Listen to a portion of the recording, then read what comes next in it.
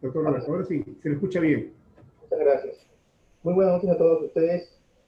Gracias por estar esta noche con nosotros en otro tema igualmente importante en materia de delitos contra la administración pública.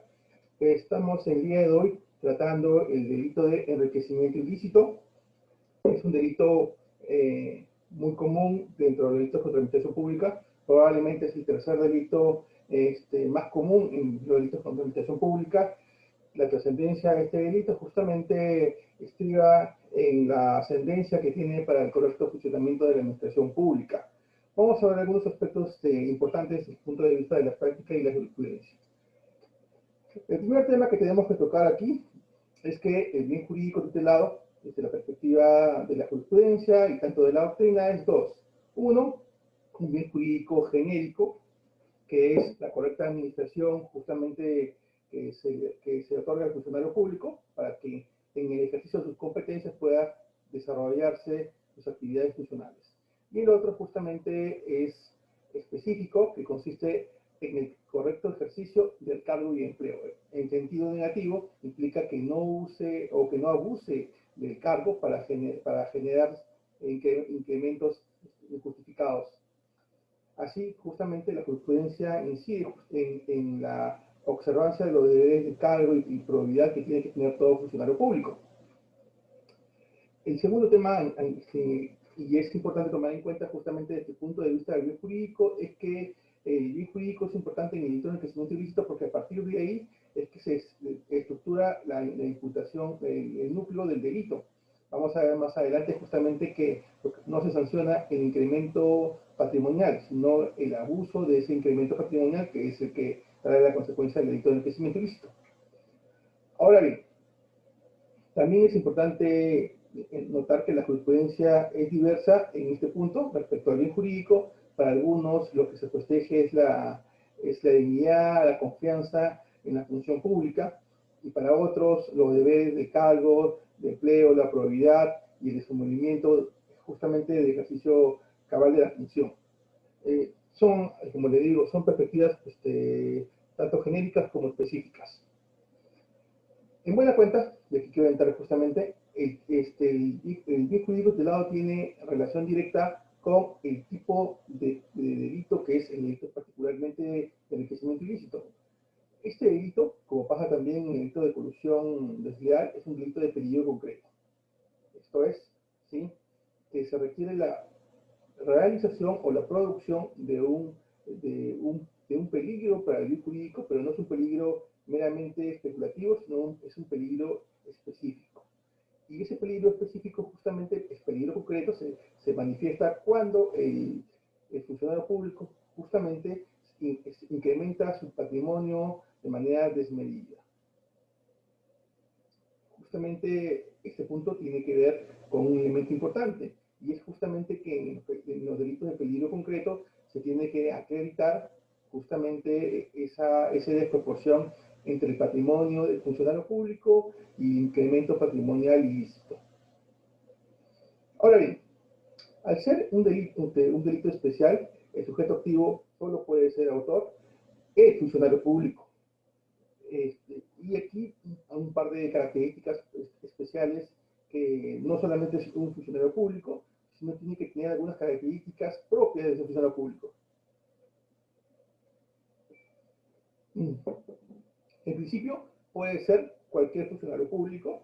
Lo segundo es que el tipo penal, el segundo párrafo del artículo 401, prevé un agravante, que es el agravante por la calidad de la gente, específicamente si es que la gente ha ocupado cargos de alta dirección. El concepto más común de cargos de alta dirección está vinculado justamente a lo que conocemos como cargos en la administración pública, como puede ser el presidente de la República, congresistas, ministros, etc. Y en ese contexto justamente de los supuestos que establece el artículo 99 de la Constitución, esa conceptualización ha sido digamos, la más comúnmente aceptada. Pero ya recientemente también se ha aceptado que el concepto de alta dirección puede diversificarse. de manera tal que no solamente comprenda a estos funcionarios, sino eventualmente puede comprender a otros de una inferior jerarquía, pero que ejerzan cargo de dirección. Por ejemplo, la Sala Penal Nacional de Apelaciones, el colegiado específicamente, en el expediente 8-2014, que es el asunto Carlos Burgos, es del exalcalde de San Juan de Lurigancho. En ese caso en particular, la sala determinó que justamente el exalcalde de San Juan de Lurigancho tenía un concepto de alta dirección, haciendo una integración de las normas que rigen la función de los alcaldes. Llegó a concluir que justamente la condición de alcalde le da ese poder de decisión de los recursos de la administración pública, porque a través de él se canalizan esos recursos. Eso básicamente se sintetiza en el fundamento 4.6 de esta ejecutoria superior. Ahora bien, un tema que siempre ha sido debatido específicamente en este tipo de delitos, el delito de enriquecimiento, es la posibilidad, si cabe, la participación. Respecto de la autoría, eso nunca ha sido discutido, eso siempre se ha admitido, ¿sí? La única precisión es en relación justamente a la calidad que puede tener el concepto de alta dirección. Eso es un asunto cerrado. Pero en lo que siempre ha habido discusión es en la participación. ¿Quién puede participar en un delito justamente de este tipo? Y aquí viene lo importante. Voy a poner acá. ¿Ok? La participación en el delito de enriquecimiento ilícito ha sido siempre materia de controversia, ya sea que hablemos del partícipe como cómplice primario, cómplice secundario o como instigador. Recientemente, en todo caso, a partir del Código Penal 3 del año 2016, esta conceptualización de alguna manera se zanjó con lo establecido en este Código Penal, que justamente se denomina participación del extraneus en el delito de enriquecimiento ilícito. Y en buena cuenta, en el fundamento 14, es un Código Penal relativamente extenso, pero la parte importante es el fundamento, hay varios fundamentos que lo voy a citar, pero particularmente cito el fundamento 14 para indicar que ya a partir de este acuerdo penario se ha admitido la existencia justamente del instigador o el cómplice. Vamos a ver con mayores matices este punto, porque es un punto muy importante que incluso actualmente genera discusión a nivel de la propia Corte Suprema. Ok. Así, por ejemplo, el Código Penal 3/2016 es claro y dice que se limite tanto a la instigación como a la complicidad. Es más, tanto a la complicidad primaria como secundaria. Así, este acuerdo penario, el fundamento jurídico 11, admite ambos supuestos. El problema del acuerdo penario es que es una conceptualización demasiado dogmática que lamentablemente, desde mi perspectiva, no aterriza en algunos aspectos de carácter práctico que vamos a ver a continuación en algunos casos en particular. Pero, desde un punto de vista estrictamente dogmático, tanto la instigación como la complicidad primaria como la secundaria es admisible. Ok. Quiero hacer notar lo siguiente, que este acuerdo penario es del 12 de junio del año 2017, un año antes casi, o mejor dicho, 11 meses, sí, un año antes, ya en la casación 782 del año 2015 en Santa, se había desarrollado este punto, justamente uno de los temas que estaba viendo, la posibilidad de la complicidad, y en ese caso, por ejemplo, se indicó que, digamos, se admitía el tema de la complicidad primaria, pero no se admitía el tema de la complicidad secundaria. Y se decía en esta casación, la 782-2015 de Santa, que el aporte tiene que ser directamente del autor, ¿sí? Tiene que hacer un aporte trascendental. Y que en el caso del cómplice, esa situación no se da porque justamente su aporte puede ser reemplazado por cualquier otro. En consecuencia, si eso es de esa manera, entonces la trascendencia de la complicidad secundaria en el delito de enriquecimiento ilícito entra en cuestionamiento. Y esta casación, la 782-2015, trata específicamente de eso, ¿no? A partir del análisis de un caso específico, a diferencia del Acuerdo Penario 3 del año 2016. Ok, pero independientemente de esto, la pregunta que tenemos que hacernos es en relación a la complicidad. Los casos más comunes en relación a la complicidad se dan cuando, cuando se utilizan a terceros para esconder el patrimonio del funcionario público. Suelen ser dos los casos normalmente. Uno a través de estaferos y otro a través de personas cercanas al entorno familiar. ¿Sí? Familia, algún vínculo familiar. ¿Ok? Y en el recurso de nulidad, justamente el 2976 del año 2006, del 7 de diciembre del año 2014, 2006 debe ser, se indicaba ya en este recurso de nulidad lo siguiente. Se indicaba que lo primero que tenemos que tener en cuenta, ¿sí?, es que en la estructura del tipo, la condición de particular no se mide desde la perspectiva de los vínculos que puede existir con la persona, sino a partir justamente de actos concretos de enriquecimiento. Así, desde la perspectiva de este recurso de nulidad, no es suficiente con que exista la calidad de familiar para imputarle al partícipe la complicidad en el delito de enriquecimiento ilícito, sino analizar justamente si el patrimonio de este particular se ha incrementado desmesuradamente o desproporcionalmente como consecuencia justamente de su vínculo o relación con el funcionario público. ¿Okay? El segundo tema es incluso más personal, es en relación y qué pasa, en el primer caso hablamos de un tema general, pero en este caso en particular, que es la canción 782 del año 2015, el Santa, que es del 6 de julio del año 2016, es interesante desde la perspectiva que en este caso en particular se analiza un supuesto en el cual el vínculo que se atribuye el partícipe es como consecuencia de que ambos eran pareja y tuvieron una hija. Entonces, en este caso en particular, lo que se analizaba es si justamente como consecuencia de esa relación sentimental se entendía la existencia de ese desbalance patrimonial.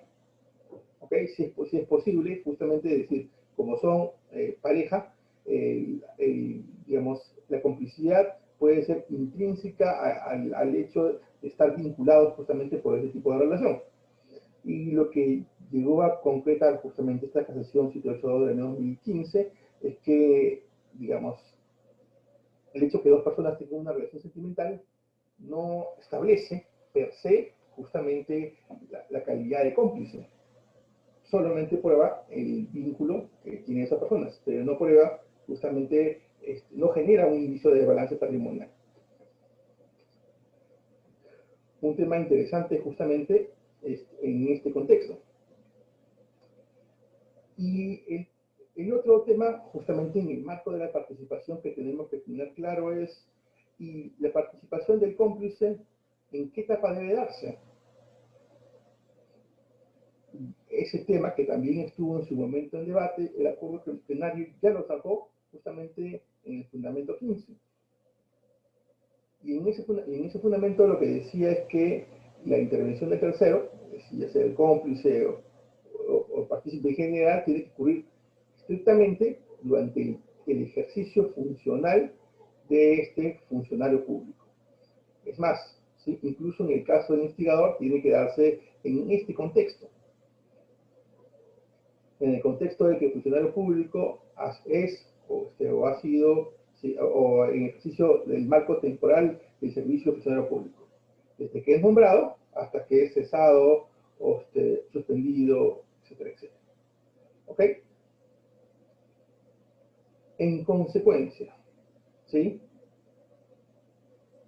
¿qué sucede si el actuar del extraneus se da después del estatus de pérdida de funciones del sujeto activo? Pues si la participación se da con posterioridad a que la persona pierda la calidad de funcionario público, pues ya no podría ser atribuirle la calidad de cómplice del delito de enriquecimiento ilícito, sino podría ser la de lavado de activos. Aquí entiende el acuerdo penario justamente que el lavado de activos se generaría como consecuencia de un delito de corrupción precedente. Un dato importante que incluso ya veremos más adelante, antes no se tomaba en consideración. Veamos, este es el caso, por ejemplo, del señor Custodio Poemape, que ayudó al señor Emilio Montesinos Torres a abrir cuentas en el extranjero, le facilitó cartas cartas de presentación ante entidades bancarias extranjeras, a efectos de que éste pudiera transferir dinero a esas cuentas.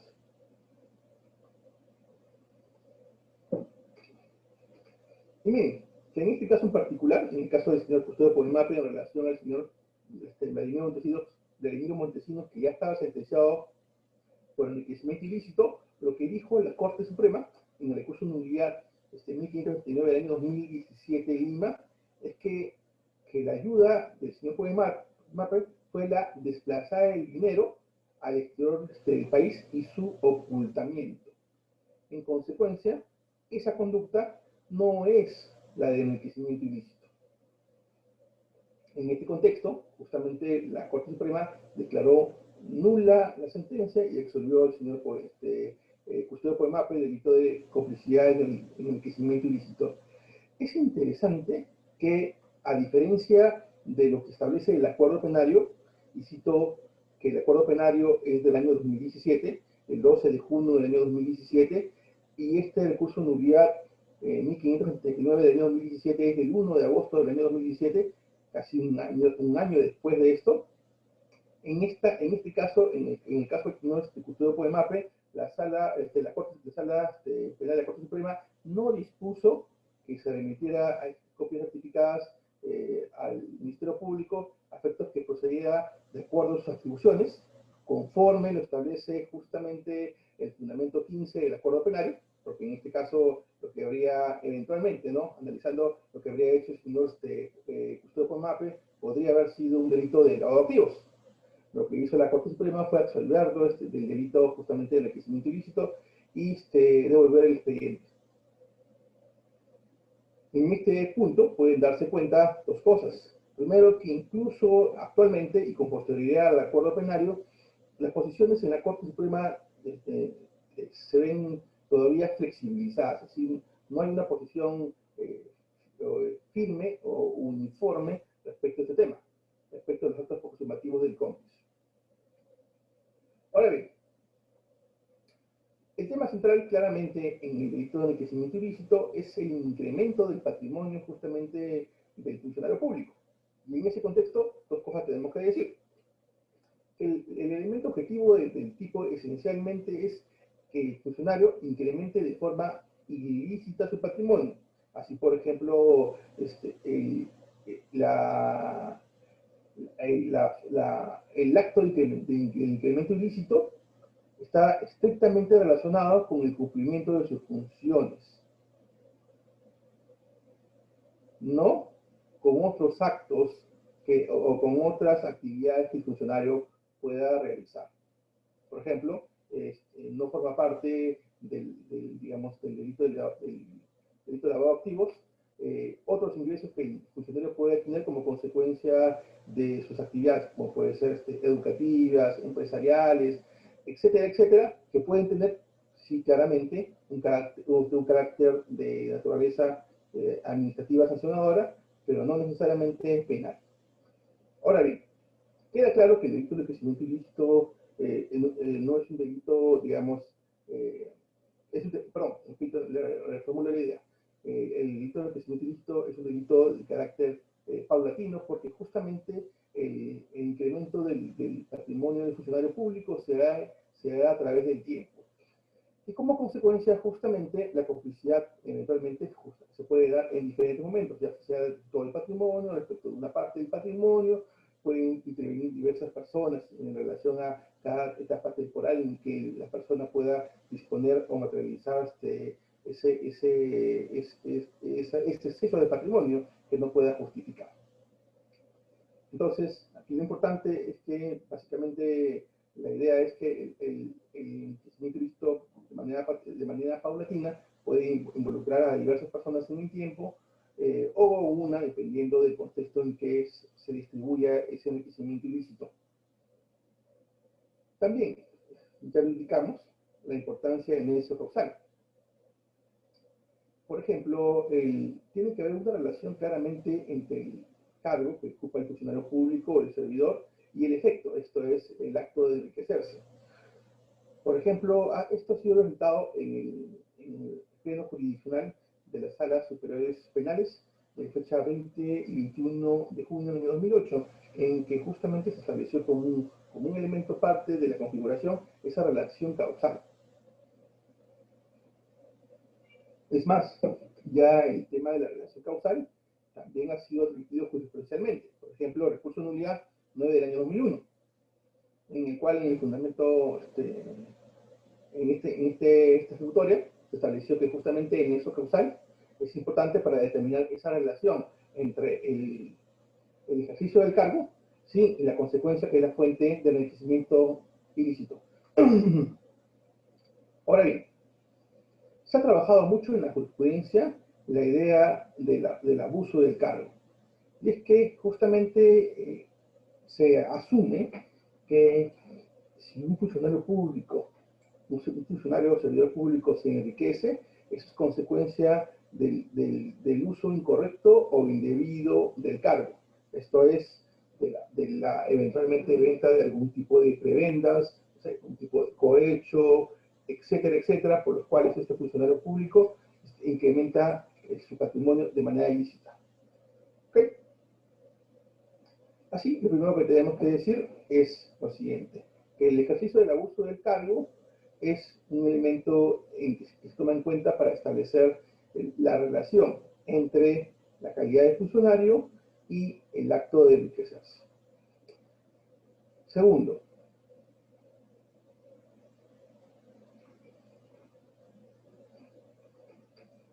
¿hasta qué momento es posible determinar ese marco en el cual el funcionario se puede enriquecer? ¿Cuál es el límite temporal que se le puede imputar al funcionario por el delito de enriquecimiento ilícito? Veamos. ¿Okay? Ese marco temporal es desde que el funcionario asume el cargo hasta el momento en que, mediante una resolución administrativa, lo cesen o ponen términos de funciones. Así, no es posible enmarcar el enriquecimiento ilícito antes que el funcionario asuma el cargo público o después que se le asuma. Tampoco lo es, ¿sí?, el hecho de incorporar dentro de su patrimonio otros ingresos que puedan ser de carácter lícito, pero que, como indicaba hace un momento, pueden haber incurrido en algún tipo de incorrección funcional de carácter administrativo. Ahora bien, el verbo rector del delito de enriquecimiento ilícito es esencialmente, ¿sí?, un incremento patrimonial que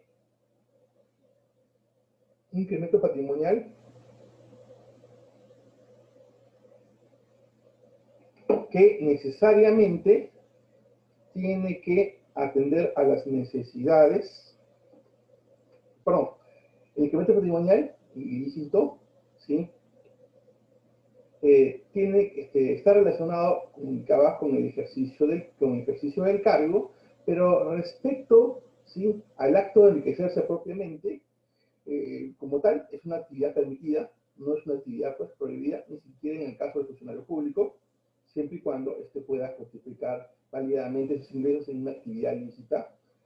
Lo otro, que es importante determinar, y sobre qué se puede recaer digamos, este patrimonio.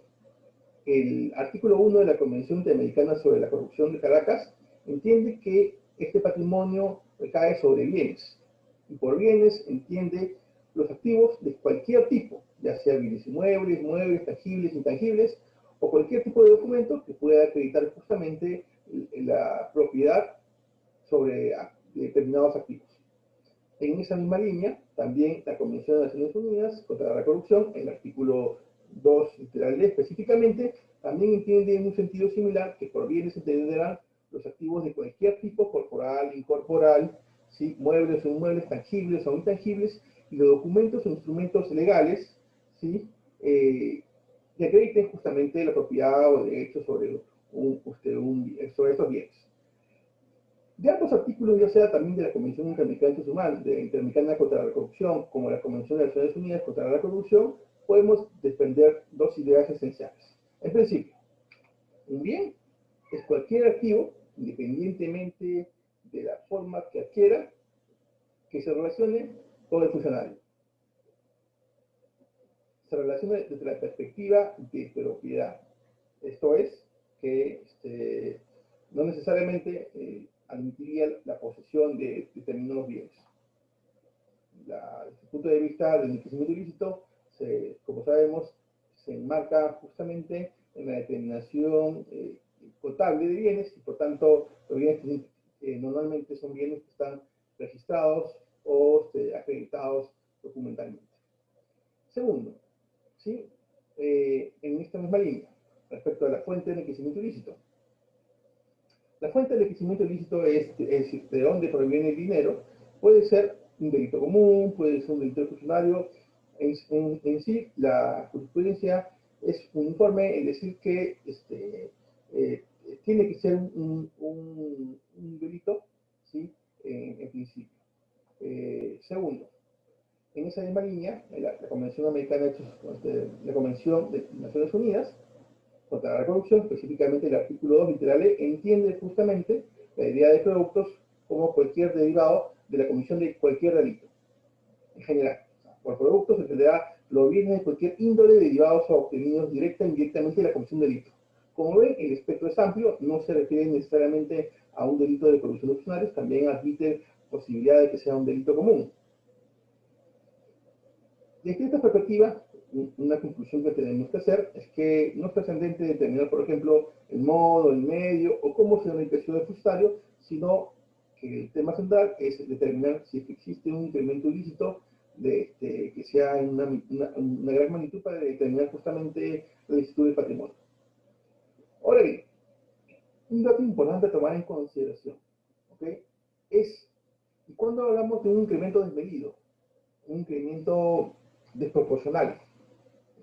El artículo 401 justamente indica que tiene que ser un incremento desproporcional. ¿En qué caso se da ese enriquecimiento, ¿sí? Que sea de carácter, que sea notoriamente superior a que normalmente haya podido obtener el funcionario público?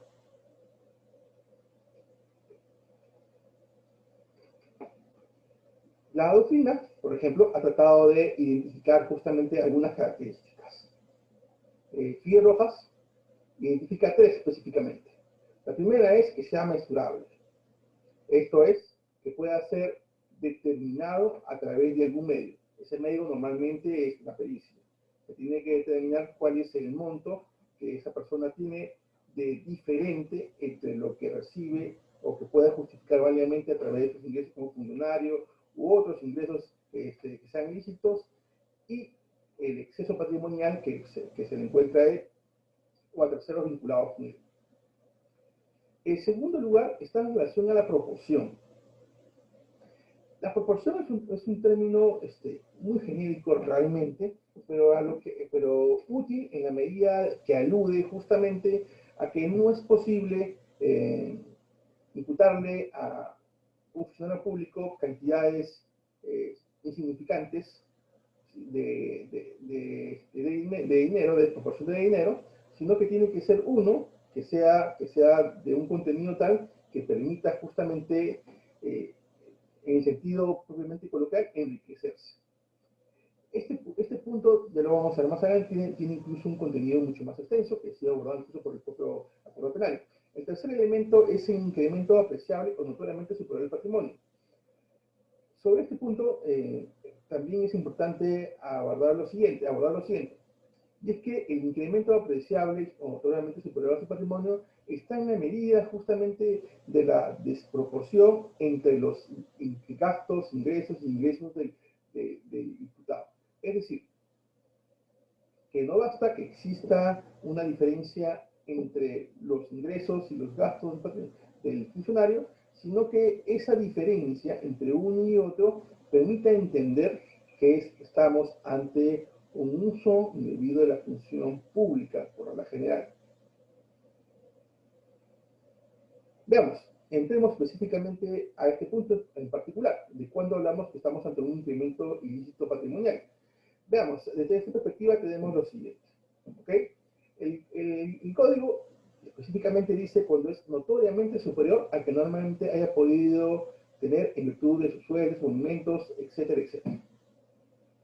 Ok, el legislador justamente se inspiró o adoptó las pautas de la Convención Interamericana contra la Corrupción, que básicamente su artículo 9 dice el incremento del patrimonio de un funcionario público con significativo exceso respecto de sus ingresos legítimos durante el ejercicio de sus funciones y que no pueda ser razonablemente justificado él.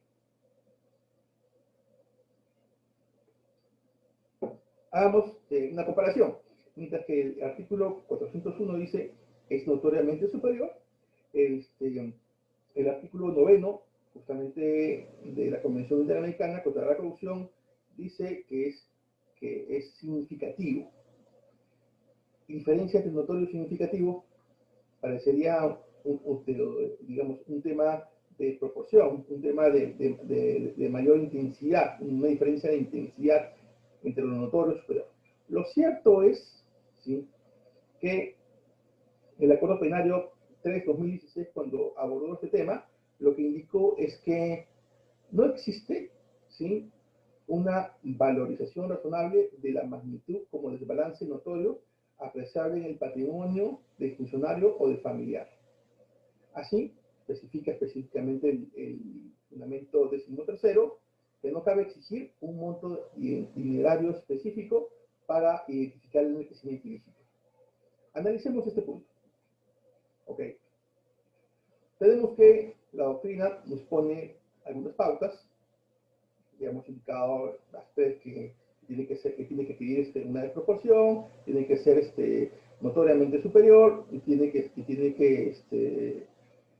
y la jurisprudencia nos indica, ¿sí?, que no hay una pauta razonable, pero sobre este punto en particular, abordémoslo de la siguiente manera.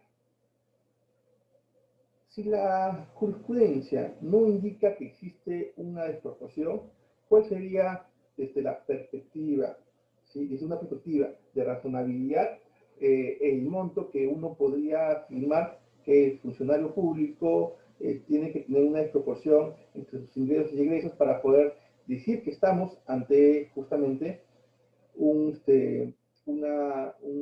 monto desproporcional o notoriamente superior? Planteemos algunas pautas.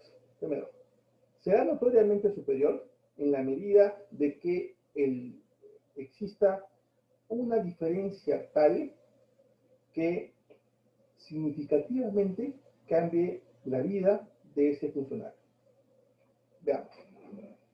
Si hablamos de un monto de 500 soles, ¿sí?, imagínense ustedes que la diferencia de la sobrevaloración se termina en 500 soles, pues esos 500 soles no es un monto que sea suficiente como para establecer una calidad de vida distinta del funcionario. Es importante tener en cuenta lo siguiente, y a lo que voy, es cuál es la finalidad justamente del incremento ilícito del patrimonio. ¿Cuál es la finalidad de incrementar independientemente ilícita o ilícitamente el patrimonio? Normalmente la finalidad no es otra justamente de otorgarse y de conceder a las personas cercanas a uno unas condiciones de mejoría de vivencia, es decir, de mejores capacidades de poder acceder eh, a ciertas condiciones de habitabilidad, de vida, que sean mejores de las que una persona eventualmente pueda tener. Si eso lo llevamos al plano justamente del delito de enriquecimiento ilícito, lo notoriamente superior está en relación justamente a que esa desproporción entre el patrimonio que ha sido identificado como excesivo le permita un cambio de sus condiciones que normalmente tendría otra persona en su mismo estatus jurídico. Segundo, que ese cambio, notoriamente superior, que ese cambio no puede ser, digamos, en consecuencia, montos irrisorios, insignificativos, para justamente hacer un cambio en su vida.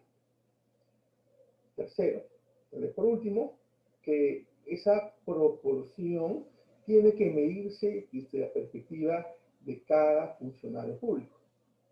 Claramente, un funcionario público de alta jerarquía tendrá un sueldo que lo pondrá en un estatus social que permita cierto acceso a a determinadas actividades digamos, o situaciones que puedan mejorar su vida.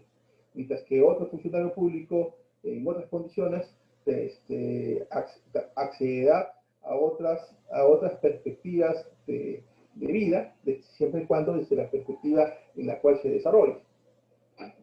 Así, como punto final, en esta parte en particular, la proporcionalidad tiene que analizarse siempre desde la perspectiva del funcionario público. Es decir, lo notoriamente superior para uno no será necesariamente lo notoriamente superior para otro. Ok. ¿Y en qué casos, si analizamos ya la conducta del funcionario público, podemos decir que estamos ante un enriquecimiento ilícito? Estaremos ante un enriquecimiento ilícito, por ejemplo, el caso más común es cuando existe un incremento en el patrimonio. Pero también se presentan otros casos en los cuales se da cuando existe una disminución del pasivo.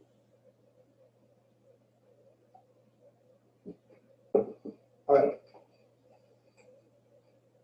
la regla general, justamente como indicamos, es que el funcionario público incremente su patrimonio. Pero existe también otra modalidad, ¿sí?, también bastante común, en el cual en vez que el funcionario público incremente su patrimonio, lo que hace es reducir, ¿sí?, las deudas que puede tener terceras personas vinculadas a él. Es decir, no sé, la deuda generada, no sé, por la hermana del funcionario, por el pago de su deuda, la deuda que pueda tener, no sé, su cuñado, por el pago de un vehículo, etcétera, etcétera. Un crédito, etcétera, etcétera.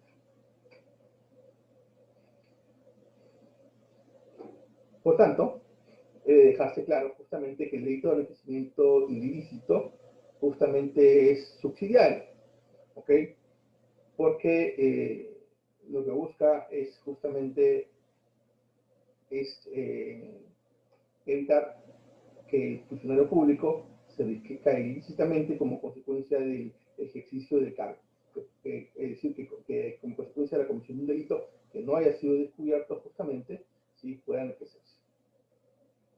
Es claramente, en este contexto, si analizamos el tipo subjetivo, un delito eminentemente doloso. Es más, ¿sí?, un dolo directo. No hay mucho que discutir en este punto. ¿Ok?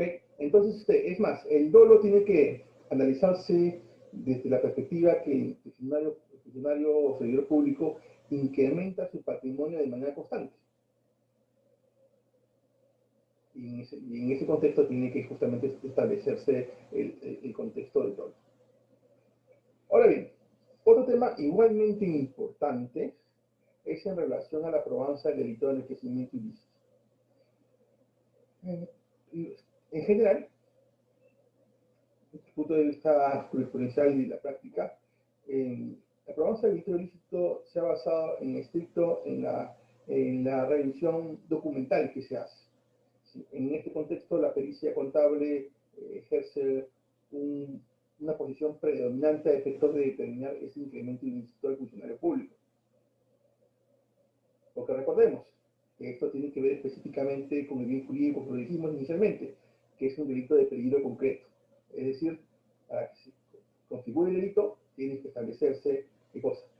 Tiene que establecerse justamente esa desproporción, ese incremento ilícito en el patrimonio del funcionario. Ok. Ahora bien, ¿y cuáles son los medios a través de los cuales se acredita esa desproporción del patrimonio? Ya el recurso de nulidad 2160 del año 2018 de Lima, el año pasado justamente, indicaba que en el delito de enriquecimiento ilícito, los medios comisivos a través de los cuales se puede acreditar esa desproporción son informes contables, pericias financieras, declaración de rentas y otros. Pero es importante hacer notar lo siguiente, ¿sí? Es posible que un delito como en el cual se requiere acreditar esa diferencia entre el patrimonio lícito e ilícito, solo pueda basarse en documentos. Me parece que no es posible porque justamente lo que se requiere son informes contables, pericias financieras en general que analicen ese documento y que puedan procesar la información de manera tal que se diferencie o se determine de manera específica cuál es esa masa que no ha sido justificada, esa masa patrimonial que no ha podido ser justificada.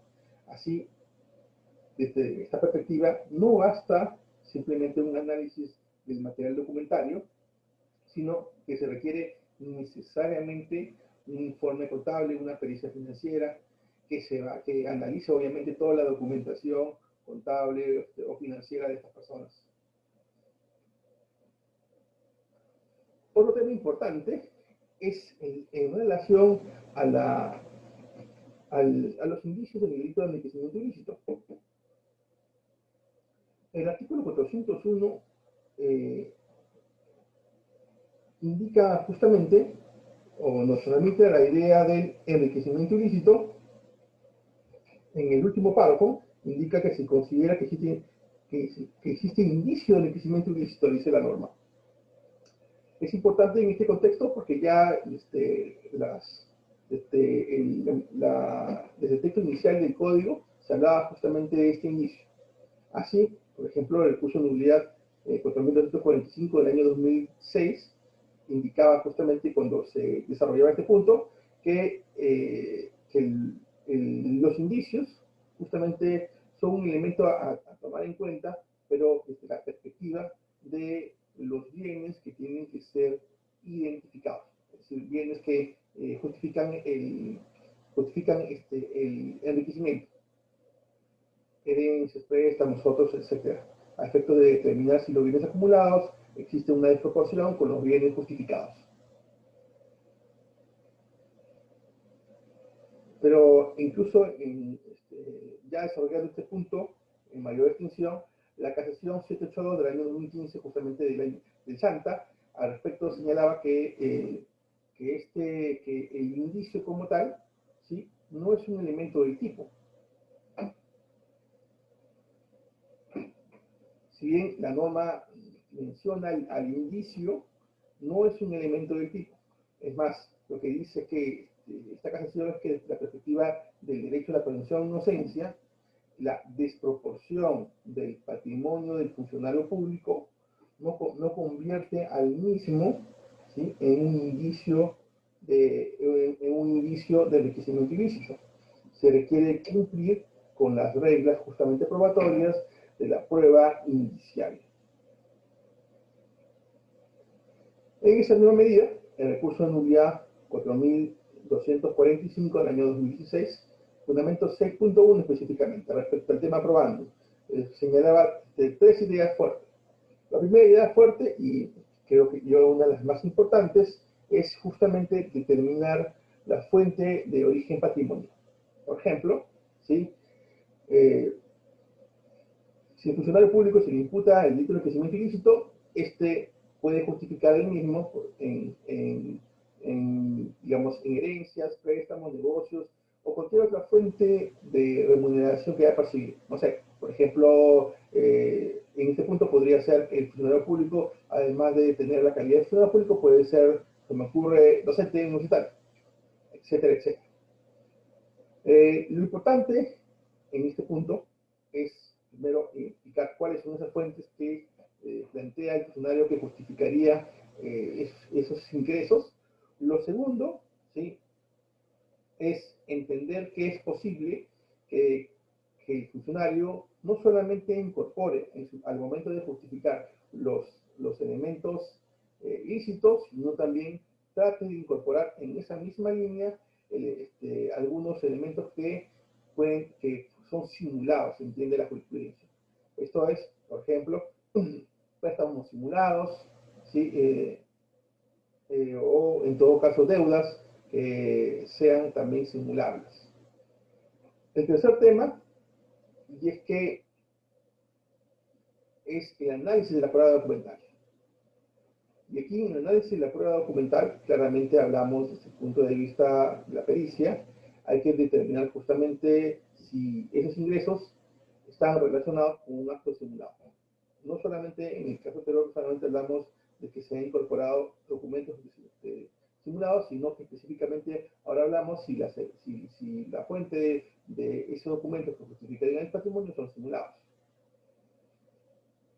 Concluye, por tanto, este recurso de nulidad que esos elementos permitirían analizar desde la perspectiva de la prueba indiciaria si es que la fuente de los ingresos son verdaderas o aparentes. Desde esa perspectiva es importante considerar justamente el tercer párrafo del 401, porque este es el real enfoque que se tiene que dar. Esto es, la diferencia no como un elemento del equipo, sino como un elemento probatorio, o mejor dicho, como un elemento probatorio que debe ser objeto de actividad probatoria en el plenario. Y lo mismo aplica, señores, para el caso de la complicidad. Lo que aplica para los autores aplica para la complicidad. Si es que la imputación indicaría que el funcionario público, digamos, trasladó parte de su patrimonio a terceros, justamente la actividad probatoria también tiene que extenderse a los terceros. Por aquí es un tema importante. La actividad probatoria tiene que extenderse para resistir la imputación de los signos exteriores de riqueza que tienen vinculación con el autor. Es decir, no se examina al partícipe por el enriquecimiento que éste exhibe, sino para resistir la imputación de su relación con el funcionario público. De esta perspectiva, justamente también se aplica la prueba indiciaria para contrarrestar justamente si es que existe esa desproporción. Importante justamente en este contexto que la prueba indiciaria es se asume como la prueba por excelencia en el delito de enriquecimiento ilícito para diferenciar los bienes ilícitamente adquiridos de aquellos ilícitamente que han ingresado al patrimonio de manera ilícita. Ahora bien, ¿qué tipo de indicios son estos? Para construir una prueba indiciaria, el primer elemento, como todos sabemos, es el indicio. ¿Ok? He tratado de sistematizar alguna tipología de indicios a efectos de poder planteárselos. A ver, el indicio más común de todos ellos es el indicio de incremento patrimonial, justamente el que establece el código. El primer elemento justamente indica que tiene que haber una diferencia entre el patrimonio que ha sido declarado y el patrimonio que se le ha encontrado, ¿no?, o que se ha identificado. Así, lo importante aquí es justamente determinar que existe una diferencia entre lo que ha declarado y lo que se le ha encontrado. Pero esto implica dos temas, ¿ok? Y eso es determinar cómo es que se ha dado este incremento patrimonial lícito, a través de qué forma. ¿Se ha incrementado su patrimonio o se ha reducido los pasivos de terceros? Entonces, el primer elemento, el inicio de incremento patrimonial, es identificar si el patrimonio que se ha incrementado es el funcionario o que se ha reducido pasivos de terceros. Segundo, si bien este es un delito subsidiario, como ya lo indicamos, en el cual la fuente del dinero puede venir de un delito propio, de un delito de función, un delito común, lo cierto es que es un elemento también importante identificar si es que el funcionario ha ejercido correctamente el cargo. Y así, por ejemplo, puede convertirse en un delito de incorrecto, un indicio, el incorrecto ejercicio del cargo. Por ejemplo, ¿sí? Si ese funcionario previamente ha sido sentenciado por otro delito. Puse el caso de Vladimir Montesinos Torres. En el caso del señor, sí, previamente se le había condenado por otros delitos, antes de ser condenado por el delito de enriquecimiento ilícito. Y justamente este inicio del incorrecto ejercicio de cargo fue uno de los que se usó para sustentar ese desbalance patrimonial, inicio del incorrecto ejercicio de cargo. El incorrecto ejercicio de cargo puede estar vinculado tanto a, por ejemplo, tiene que estar vinculado necesariamente justamente a una resolución judicial en la cual se ha determinado esto. Por tanto, está vinculado esencialmente a una sentencia. El segundo tema es sobre los ingresos ilícitos que no permiten incremento patrimonial. Ok. Es importante tomar en cuenta que no todo incremento patrimonial, como indicamos, es ilícito. Lo que sí es importante tomar en cuenta es cuándo es que ese incremento empieza a materializarse. Es decir, cuando indicamos que existe un incremento patrimonial, ese incremento patrimonial, primero, tiene que venir de una fuente ilícita será un patrimonio ilícito, y segundo, ese incremento tiene que reflejar un porcentaje de los ingresos del funcionario público. Ese porcentaje es un porcentaje sustentable, es un porcentaje variable. Por ejemplo, imaginemos que en un determinado momento del tiempo el funcionario público vende un inmueble. Entonces, en un determinado tiempo, ese funcionario puede tener un ingreso o un superávit mayor al que, digamos, si se analiza toda su permanencia en el cargo público, puede tener. Segundo, también hay que tener en cuenta, ¿sí?, el uso de los recursos. Como sabemos, el delito de enriquecimiento ilícito, le dijimos, es un delito en el cual el enriquecimiento es progresivo. En esa medida hay que determinar cuál es el porcentaje máximo que eventualmente una persona podría ahorrar. Porque dentro de los argumentos que el funcionario público podría esbozar es, yo, por ejemplo, ahorro la mitad del sueldo.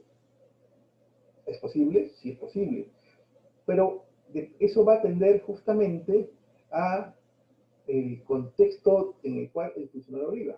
¿Dónde vive? ¿Vive en casa de sus padres? ¿Vive cuál es en la ciudad en la que vive? Así que la ciudad en la que vive, digamos, el índice, el costo de vida es mayor o menor que en otras ciudades. Y si eso le permite una diferencia para poder ahorrar. El otro tema importante es en relación a las explicaciones que da el funcionario. Cuando indicamos este punto, ¿sí?, es cuando el funcionario le traslada justamente en el marco de la investigación la imputación contra el delito de enriquecimiento ilícito, este tiene que explicar cuáles son las fuentes de su patrimonio, específicamente, una vez determinado el exceso, desarrollar de dónde viene ese exceso. Este indicio en particular, de explicaciones complejas no corroboradas, se basa en la siguiente lógica. Si quien ha incorporado a su patrimonio dinero de fuente ilícita, tendría la capacidad de explicar de la manera más sencilla posible cómo ha obtenido ese patrimonio. En consecuencia, construir explicaciones que tienen varias capas de argumentación, es decir, que sean complejas, y que no puedan ser corroboradas pueden convertirse en un indicio de explicaciones complejas no corroboradas. Ese es un elemento que pretende distorsionar justamente la justificación del incremento patrimonial. El otro indicio es el indicio de mala justificación. Mientras que, si en el caso anterior se construye argumentaciones utilizando varios elementos, el indicio de mala justificación se diferencia porque hay una justificación, es una justificación, pero esa justificación es una justificación improbable desde el punto de vista de la regla de la experiencia. Veamos, para Quijano cita algunos casos, cuando el aumento patrimonial se explique por ahorro del sueldo, sin que se haga referencia a los gastos de sostenimiento del enriquecido de su familia, o cuando se pruebe el pago de universidades en colegios o sostenimiento de los mismos. ¿Ok? También indica para Quijano no tener contabilidad, factura, documento de la supuesta actividad que permite ese enriquecimiento. Claramente cita y precisa que hay que tener en cuenta siempre la cuantía. ¿Ok? Y respecto de explicar ese enriquecimiento como consecuencia de haberse asociado con alguna persona o haber generado alguna empresa. En general, como vemos, ¿sí? El indicio de mala justificación es identificar o utilizar un argumento que es improbable desde la perspectiva que el funcionario público tiene que justificar documentalmente el mismo.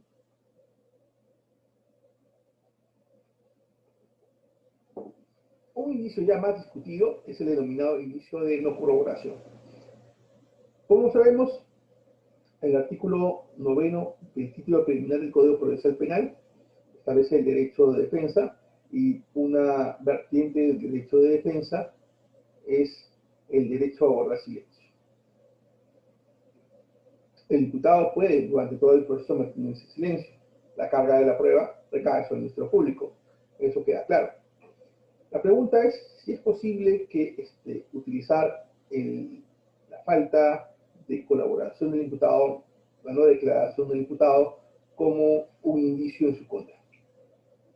Veamos, existen jurisprudencialmente posiciones encontradas al respecto. Primero, el Tribunal Europeo de Derechos Humanos, en el asunto Murray versus Estados Unidos, indicó, por ejemplo, que el derecho a guardar silencio no es un derecho absoluto, que no es suficiente el silencio para condenarlo, pero tampoco impide que ese silencio, bajo determinadas condiciones, pueda ser valorable. El mismo tribunal, el Tribunal Europeo de Derechos Humanos, en el asunto Avery versus Reino Unido, señaló, ¿sí?, que respecto a esto, la posibilidad de traer consecuencias favorables del silencio del acusado, ¿sí?, indica que previamente debe ser advertido de las consecuencias de ese silencio. Segundo, que la existencia de un indicio de cargo no es suficiente justamente de cara al silencio, ¿sí? Y por último, que el silencio no otorga o justifica la responsabilidad del imputado. En consecuencia, ¿sí?, si es que el tribunal debe valorar el silencio del imputado, se exige una motivación reforzada.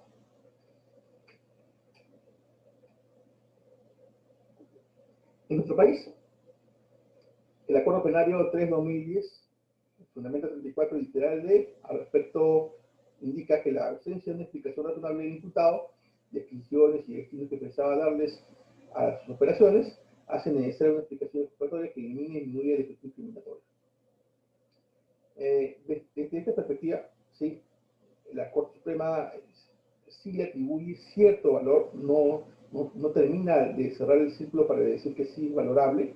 Lo que dice es que se exige que exista explicación, pero que no trae como consecuencia determinar la responsabilidad del imputado. En síntesis, si podemos ver la jurisprudencia, lo que se dice que el silencio del imputado se podría valorar en tres condiciones, ¿no? Primero, si es que el silencio, si el imputado guarda silencio, se advierta de que eventualmente se va a valorar no su silencio, sino los medios probatorios que existen contra. Dos, justamente, que debe existir indicios o medios de pruebas que acrediten la responsabilidad. Y tres, el tema de la motivación razonable, justamente, respecto de por qué se entiende ese silencio. Ya por último, justamente indicábamos que el medio de prueba esencial para determinar justamente ese enriquecimiento ilícito tiene que ser una pericia contable o un informe financiero. Eso es central. Y por tanto, ese informe financiero requiere justamente al que se siga tres condiciones específicamente, entiende la doctrina. La primera es que para que se determine justamente ese desbalance patrimonial, tiene que ser realizado por un perito objetivo. Lo objetivo está en relación a que aplique el perito, que sea el financiero o contable, todos los conocimientos técnicos que tiene a los documentos sobre los cuales se tiene que pronunciar. Segundo, que tiene que ser razonable. Aquí un punto importante en el sentido de la razonabilidad, que es lo que quiero desarrollar, es que lo razonable es el análisis que haga el perito, primero, no solo de la documentación, sino respecto de la diferencia entre los ingresos y egresos. Vamos a ver, cuando un perito analiza cierta documentación, llega a determinar la diferencia entre los ingresos lícitos con los supuestamente ilícitos, analizando información, pero en ese proceso a veces descarta cierta información que puede haber sido presentado por el imputado para justificar parte de su patrimonio, respecto al cual el perito no le da credibilidad. Y así la razonabilidad, el primer elemento de la razonabilidad es si justamente el perito es capaz de explicar su pericia, primero, obviamente, los documentos que ha tenido para realizar su pericia, pero segundo y más importante, aquellos que a su criterio demuestran justamente el real patrimonio del imputado, que pueda justificar.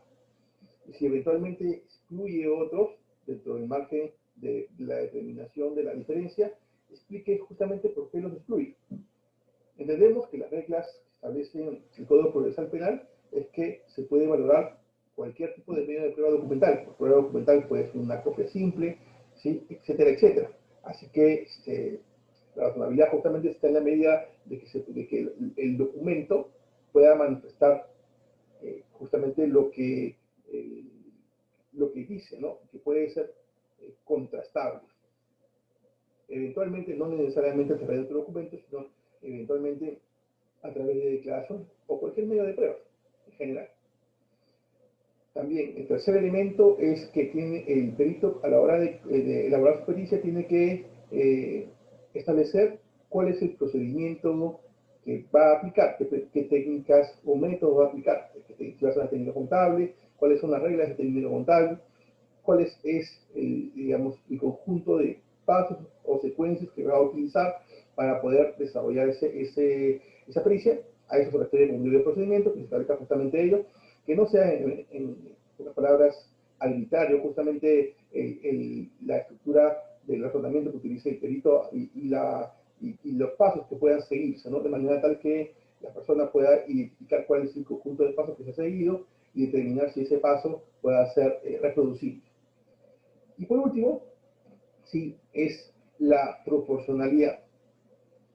¿Okay? Es importante el tema de la proporcionalidad desde la siguiente perspectiva. Cuando el perito analiza justamente los documentos que justifican el patrimonio, los documentos que están disponibles, es importante analizar todos aquellos documentos, no solamente desde la técnica que aplique.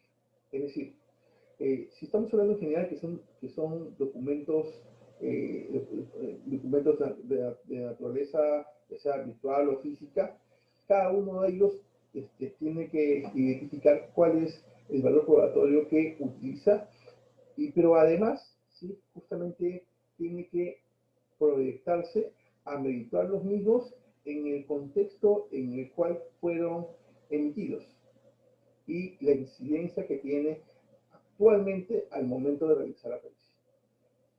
Bueno, señores, estos son algunos temas importantes que he considerado compartir con ustedes el día de hoy. Les agradezco a todos ustedes justamente por su atención y básicamente para señalar que la pericia tiene que analizar todo tipo de elementos, ya sea registrales, bancarias, en general. ¿Sí? Muchas gracias por todo y estoy a la orden si alguno de ustedes tiene alguna pregunta.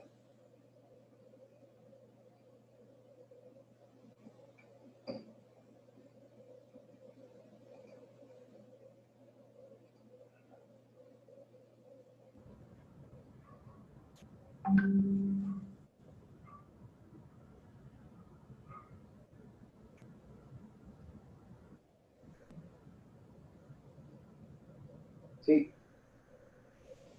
Aló. ¿alguna pregunta? Doctor Roberto, quisiera hacerle llegar una pregunta de un alumno, bueno, que hoy día no ha podido entrar a la sesión. No le entendió bien la pregunta de él, es el saldo inicial del imputado, ¿qué tan importante es y por qué? Bueno, no es lo que él deja ahí su pregunta, no su inquietud.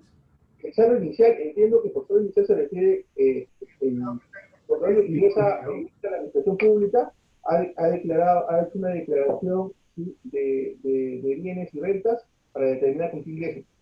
Es un dato importante porque justamente es trascendente, es un dato importante para analizar por parte del perito, justamente porque acuérdense que el delito de enriquecimiento ilícito es en el ejercicio del cargo.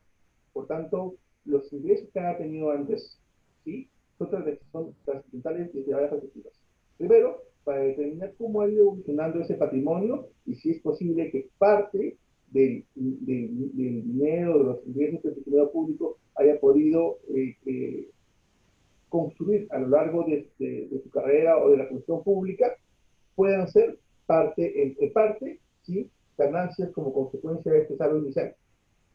Imagínense usted una inversión que haya hecho este funcionario, no sé, pues, haya adquirido un departamento y ha decidido alquilarlo. Entonces, justamente el ingreso que ha sido producto de ese departamento puede ser imputado justamente como producto de una renta lícita.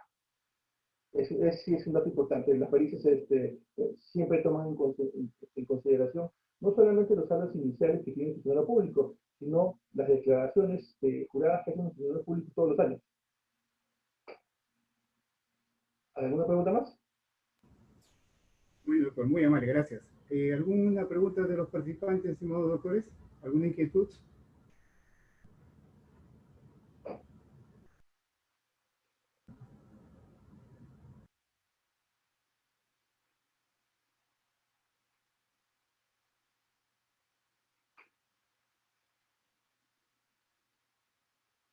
Señores, ¿alguna pregunta?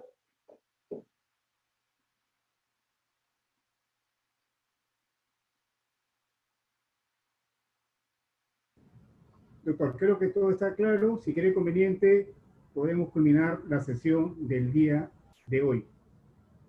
Sí, muchísimas gracias a todos ustedes. Gracias por invitarme aquí y espero verlos en otra oportunidad.